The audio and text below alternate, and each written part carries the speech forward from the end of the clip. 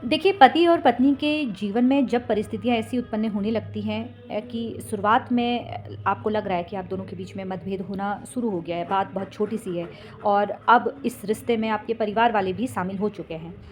तो अगर आप अपने रिश्ते में किसी समझदार व्यक्ति को लेके आते हैं, तो वहाँ पर आप दोनों के बीच में जो नोक-झोंक है, वो शायद ख़त्म हो जाए। लेकिन अगर आप अपने जीवन में किसी ऐसे व्यक्ति को लेके आ जाते हैं, एंट्री करवा देते हैं, जहाँ पर वो व्यक्ति आपके जीवन की समस्या को सुलझाने की बजाय उसे और उलझा के रख देता है, तो फिर इससे आप दोनों को ज़्यादा नुकसान होगा। आपके रिश्ते में इसमें ज़्यादा हानि होगी।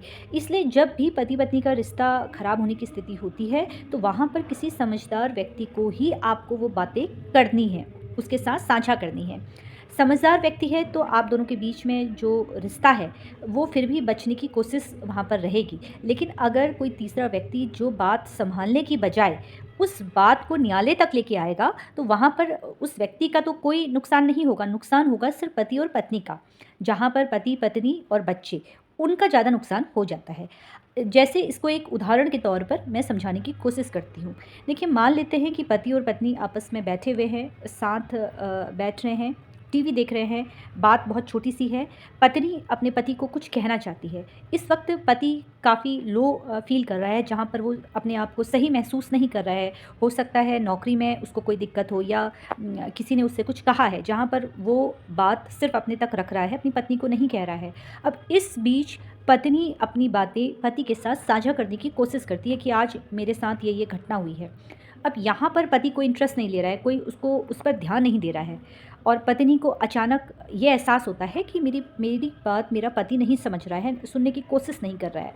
जहाँ पर पति खुद लो फ़ील कर रहा है अपने आप में, वहाँ पर पत्नी अगर उससे कुछ कह दे रही है, तो वहाँ पर पत्नी भी चिल्लाना शुरू कर रही है या उसको धमकी देना शुरू कर रही है और पति भी क्योंकि वो खुद लो फ़ील कर रहा है, उसका भी पत्नी पर हाथ उठ जाता है और दोनों के बीच में आपसी नोक-झोंक होती है, मार-पिटाई हो जा रही है वहाँ पर। अब ये बात आपके घर के किसी अन्य व्यक्ति को पता चल गई, आपने उसे बता दिया फ़ोन के माध्यम से या उन्होंने सुन ली। अब उसमें वो व्यक्ति भी कूद गया। आप दोनों के बीच में मतभेद हुआ, बात बहुत मामूली-सी थी। अब अगर वो व्यक्ति जो आप दोनों के बीच में आ गया है, वो बात सँभालने की बजाय उसको बिगाड़ देता है और पुरानी बातें भी वो उसमें शामिल कर देता है कि भई आपने उस समय ऐसा कहा था या इनके घरवालों ने दहेज नहीं दिया या हमारा जो सत्कार है वो सही तरीके से नहीं किया या इनका तो नेचर ही इस तरह से है। तो वो रिश्ता ख़राब होने की कगार में आ जाता है और पत्नी फिर तुरंत अपना सामान उठाती है, बिना सोचे-समझे ससुराल से मायके की ओर चली जाती है। और अगर कोई समझदार व्यक्ति वहाँ पर बात सँभालने की कोशिश करता है, जहाँ पर वो ये कहता है कि ठीक है लड़ाई हुई, कोई बात नहीं, ये तो रोज़ की बात है, हर पति-पत्नी के बीच में होती है, तो वो रिश्ता वहाँ पर सँभाला जा सकता है। तो अगर पति और पत्नी के बीच में मैंने जैसा कि बोला कि बहुत मामूली सी बात थी, पति थोड़ा लो फ़ील कर रहा था जहाँ पर उसके ऑफ़िस का कोई काम का प्रेशर था उस पर, पत्नी भी अपनी बात रखना चाह रही थी क्योंकि पत्नी भी ये चाह रही थी कि भई दिन भर जो पति बाहर है, अब जब शाम को वो आएगा मैं अपनी बात उसके साथ बात करूँगी।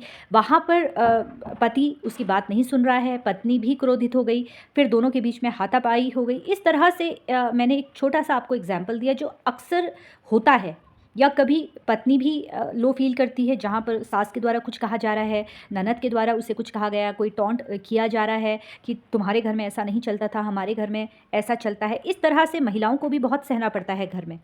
लेकिन अगर दोनों में से कोई भी एक पार्टनर ये सोचता है कि सामने वाला अभी लो फ़ील कर रहा है या उसका मूड सही नहीं है, इस समय मुझे अपनी बात नहीं रखनी चाहिए, थोड़ा समय और मैं ले लेती हूँ, उसके बाद मैं अपनी बात रखूँगी, तो शायद झगड़े होना कम हो जाए।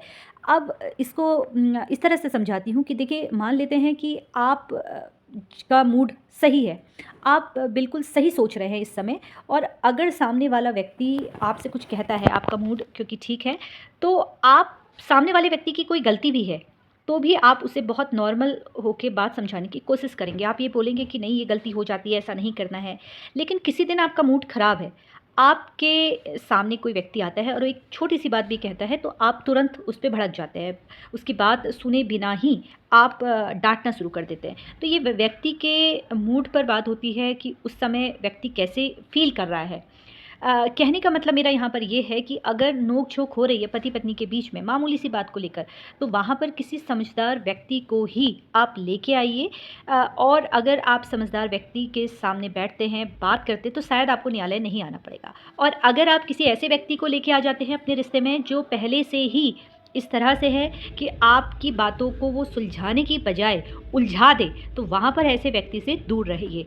ये वीडियो मैं इसलिए बना रही हूँ क्योंकि बहुत सारे लोगों के इस तरह से कमेंट आते हैं कि आप इस तरह के वीडियो भी बनाइए जहाँ पर तलाक की बातें आप ना करें, परिवार को जोड़ने की बातें कीजिए। इस तरह के कमेंट भी मुझे देखने को मिलते हैं।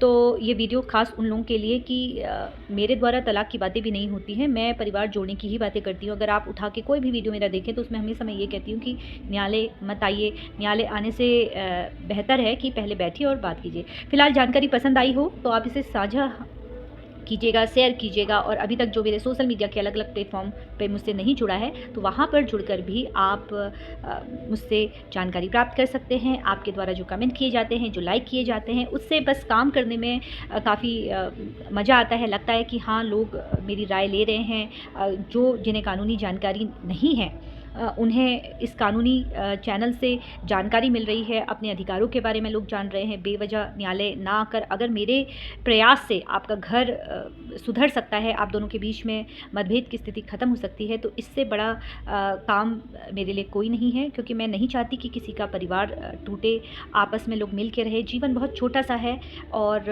इस जीवन में अगर हम लड़ झगड़ के आगे रहेंगे तो इससे कोई फ़ायदा नहीं है। इससे हमारी जो आने वाली पीढ़ियाँ हैं वो हमेशा हमें इसलिए ही याद करके रखेंगी कि हमारे माता-पिता हमेशा ऐसे फ़ाइट करते थे।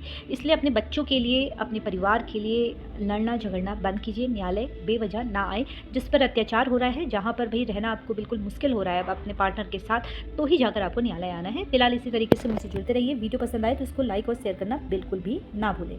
धन्यवाद।